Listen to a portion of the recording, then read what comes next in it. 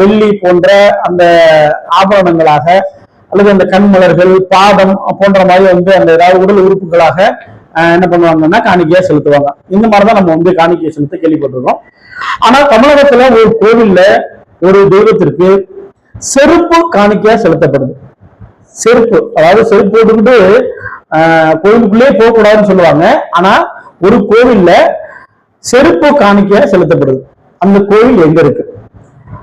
இப்பவும் திருநெல்வேலி மாவட்டம் பாபநாசம் அப்படிங்கிற ஊர்ல ஒரு பெரிய அணைக்கட்டு இருக்கு இல்லையா, அந்த அணைக்கட்டு கிட்ட இருக்கக்கூடிய சொரிமுத்து ஐயனார் அப்படின்ற ஒரு கோவில் இருக்கு.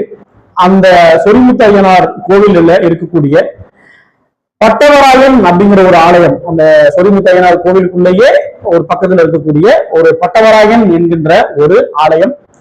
அந்த ஆலயத்துல இன்னமும் அந்த ஆலயத்தில் அங்க எப்படி தொட்டில் கட்டி நம்ம குழந்தைக்கு இணைந்துக்கிறதுக்காக தொட்டில் கட்டி தொங்க விடுவோம் இல்லையா, அந்த மாதிரி புது செருப்பு காணிக்கையா செலுத்துறாங்க. ஒரு வேண்டுதல் வேண்டிக்கிட்டு அது நிறைவேறிச்சு அப்படின்னா அந்த வேண்டுதல் நிறைவேறதுக்கு பிறகு அந்த தெய்வத்திற்கு ஒரு புது செருப்பை வாங்கி காணிக்கையா செலுத்துறாங்க.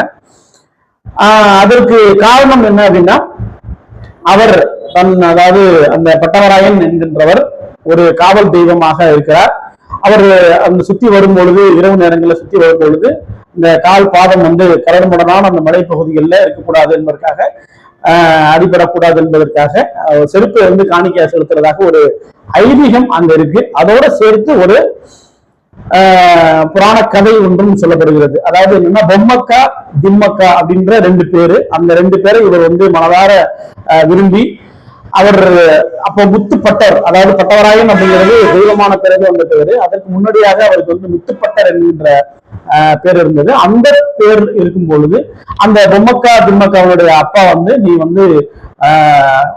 என்னுடைய மகளை திருமணம் செய்திருக்கணும்னா நிறைய விஷயங்கள் செய்யணும், அதுல உன்னால முடிஞ்ச ஒரு செருப்பு தச்சுட்டு வா அப்படின்னு சொல்லி சொன்னாராம். சோ அந்த செருப்பு தச்சுட்டு கொடுத்து பிறகு அவர்கள் அந்த திம்மக்கா பொம்மக்காவை திருமணம் செய்து அந்த ஊர்ல கொள்ளையர்கள் வரும் பொழுது இவர் இருந்து தன்னுடைய உயிரை கொடுத்து அந்த ஊரை காப்பாற்றியதாகவும், பிறகு அந்த ஊரை காப்பாற்றிய அவர் இறந்து போன பிறகு அந்த பொம்மக்கா திம்மக்கா அப்படிங்கிற அந்த இரண்டு மனைவிகளும் அவரோட சேர்ந்து உடன்கட்டை ஏறிட்டாங்க அப்படிங்கிறதும், அந்த நேரத்துல சிங்கம்பட்டி ஜெபம் இப்ப சொல்றோம் இல்லையா, அவங்க அவர்களுடைய காலத்தில் இது நடந்தது அப்படின்ற ஒரு நம்பிக்கை, ஒரு கதையும் ஒரு ஐதீகமும் அங்க சொல்லப்படுகிறது.